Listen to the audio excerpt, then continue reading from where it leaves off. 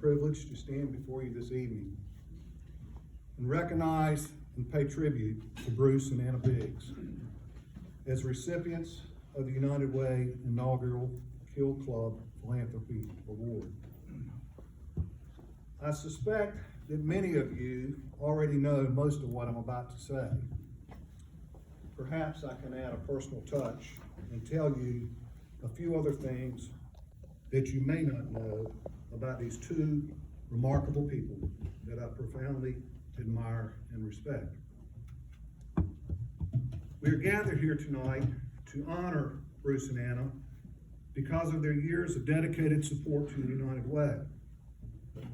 However, this is just a small part of the story because, as all of you know, Bruce and Anna are more than just generous supporters of the United Way. They are very visible patrons to multiple organizations throughout our community and beyond. Their financial support of local and regional charities is unsurpassed by others. They truly believe in serving others in our community, clearly demonstrating a willing desire to give back, and are always among the first to respond to a worthy cause. Many of us have one or two pet projects that we support with our time and our resources. Bruce and Anna seem to support them all. In short, they walk the walk. Bruce and Anna are two of the most humble individuals you'll ever meet. They always put the needs of others ahead of themselves. They do this quietly, not drawing attention to themselves, and do so simply because they believe it is the right thing to do. So Bruce and Anna, please forgive me if I unintentionally embarrass you as I share a few stories of your character as seen through my eyes.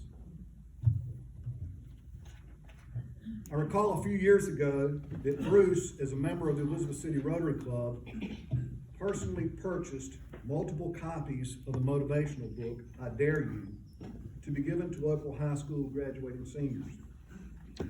Some of you may be familiar with the book, written by William Danforth, the founder of Ralston Freeman. The book is a short read, and although it was written in 1931, the message is timeless. Mr. Danforth was a strong believer that we limit ourselves, and that by seizing opportunity and believing in our virtually unlimited potential, we can all exceed expectations, including our own, and dare to be great.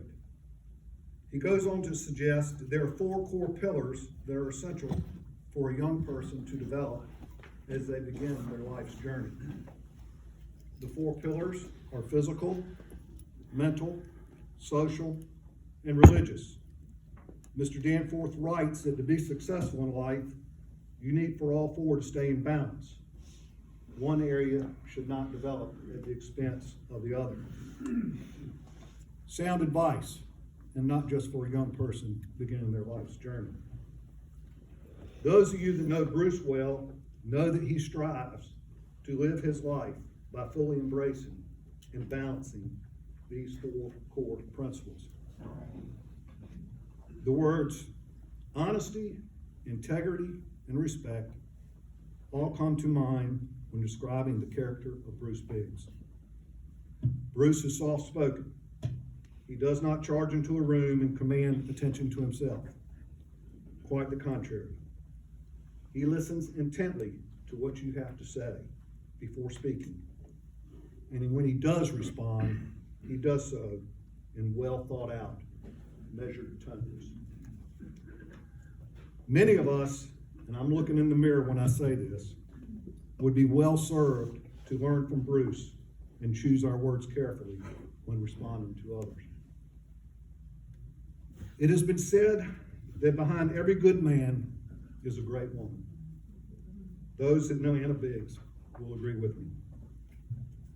After a long and distinguished career in the local public schools, Anna has devoted much of her time to serving on the Historic Bath Commission in her beloved town of Bath. She has worked tirelessly to help acquire and preserve historic properties in that beautiful coastal community. Let me pause for a moment and share with you a quick sidebar related to Anna's service on the Historic Bath Commission. A year or so ago, Holly and I were with Bruce and Anna in Pinehurst, and her cell phone rang. It was a number she did not recognize.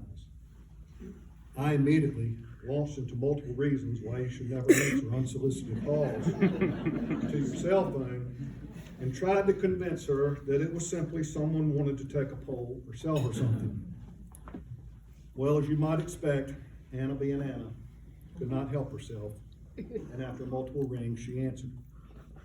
I was standing beside her, and the call went something like this. This is Anna Biggs. He's fine. Then there was a long silence as Anna was listening intently to the caller. Anna finally responded, I understand.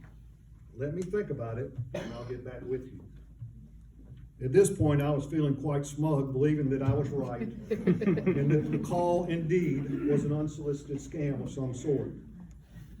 Anna then ends the call by saying, thank you for your call, Governor.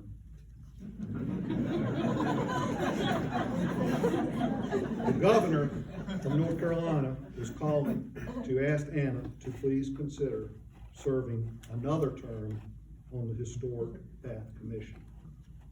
Moral of the story, you might want to answer your cell phone the next time it rings. And do not recognize the number because it could very well be the governor. I'm proud to say that Bruce and Anna are faithful members of our church. Through the years, both have been active in multiple church leadership roles, and each has served on the vestry many times. A story you may not know is that of St. Philip's. St. Philip's is the beautiful chapel located across the street from Christ Episcopal Church.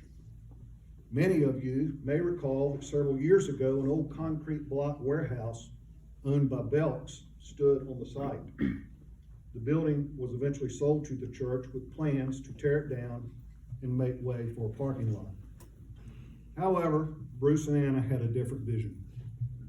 They were part of a core group that were instrumental in leading the charge to save St. Philip's from ruin, and worked tirelessly with their time, talent, and treasure to have the chapel relocated to its present site and restore this beautiful historical structure to its former glory.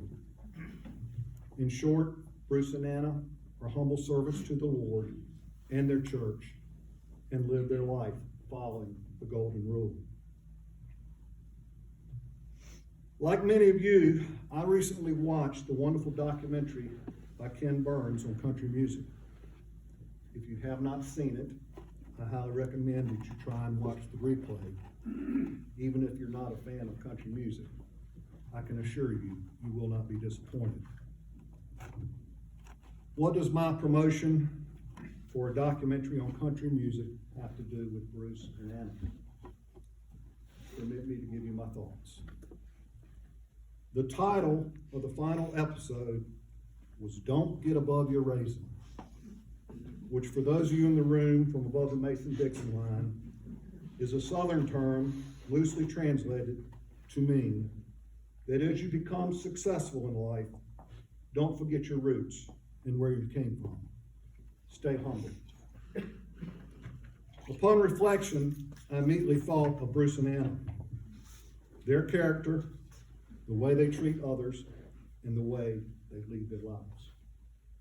Neither has forgotten their roots and the core values taught them at an early age, growing up together in rural Beaufort County.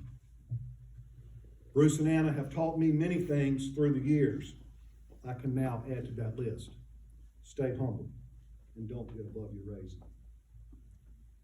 I could go on with more illustrations of Bruce and Anna's incomparable character, but I promised Bill I would keep my remarks to 10 minutes. There are others here this evening that could easily stand before you and share similar stories of how profoundly Bruce and Anna have touched their lives.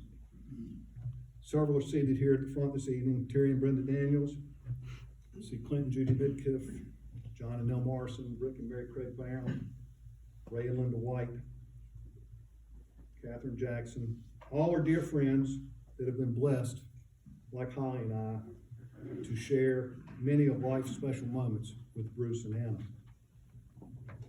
Births of our children and grandchildren, the celebration of birthdays and holidays, graduations, weddings, anniversaries,